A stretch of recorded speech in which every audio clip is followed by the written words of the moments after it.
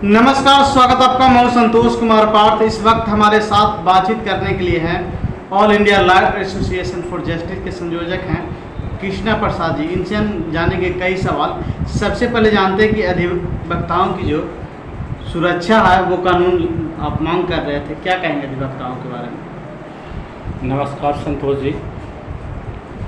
अधिवक्ता का जो समस्या है वो कई एक समस्या है। सरकार अधिवक्ता के समस्या पर एकदम मैंने समझिए कि कोई ध्यान सरकार को नहीं है।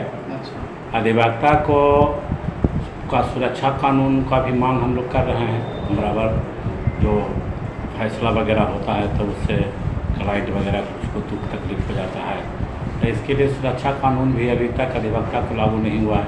इसमें तो सरकार का समझिए कि सुरक्षा कानून के तहत हम लोग ये मांग करते हैं कि यदि किसी वकील को हत्या हो जाता है या किसी वकील को घटना घट जाता है तो हत्या हो जाने पर आप उसको 50 लाख रुपया मुआवजा दीजिए और उसका एक आदमी को सम्मानजनक नौकरी दीजिए। यह भी सुरक्षा का एक पहलू है और इससे भी सुरक्षा लोग डरता है।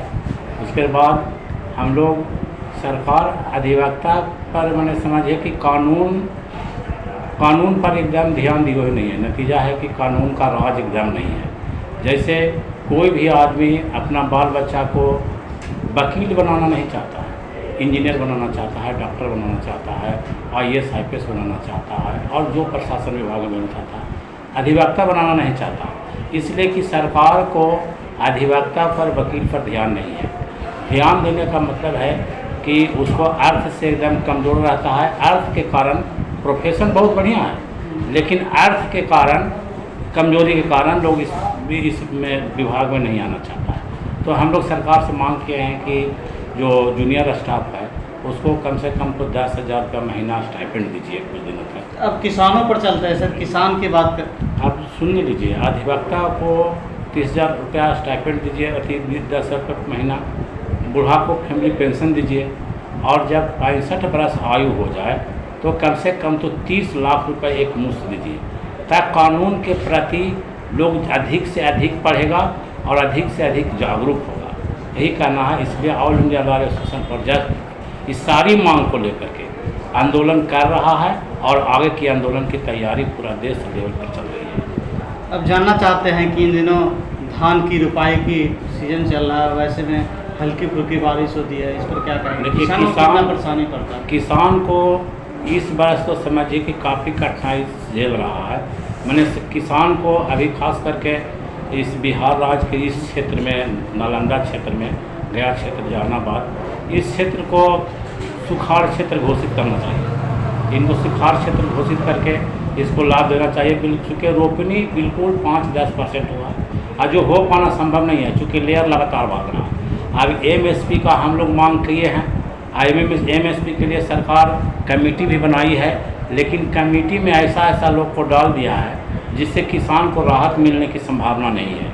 इसलिए MSP के बिंदु पर जो कमेटी बनाया गया है उस पर सरकार को पुनः विचार करके MSP क्या इन साल तो समझिए कि 10,000 रुपये क्विंटल यदि धान का भी क्रय होगा तो समझिए कि किसान का मूल्य नहीं मिल पाएगा। इसलिए किसान के बिंदु पर भी सरकार को MSP को कमेटी में अच्छा किसान को रख करके MSP लागू किया जाए। C2 प्लस 50%, ये जो हम लोग का मांग है।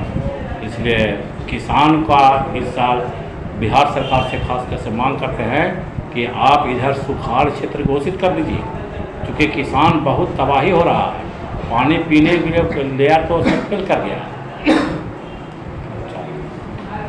कर्मचारियों के बारे में क्या कहेंगे सर? देखिए, सरकारी कर्मचारी का जो पुराना पेंशन सरकार समाप्त कर दिया है, इसलिए सरकारी कर्मचारी को पुराना पेंशन दिया जाए और जो अनुबंध पर है, संविदा पर है, उसे रेगुलर कर दिया जाए।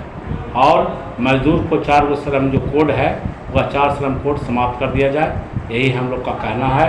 और इसी बिंदु पर किसान, मजदूर, छात्र, नौजवान और आपके अग्निपथ जो योजना है उसे योजना नहीं रखिए, उसको गैर योजना रखिए और गैर योजना के तहत उसका सारा सुविधा जैसे पहले प्रदान हो रहा था वैसे कीजिए।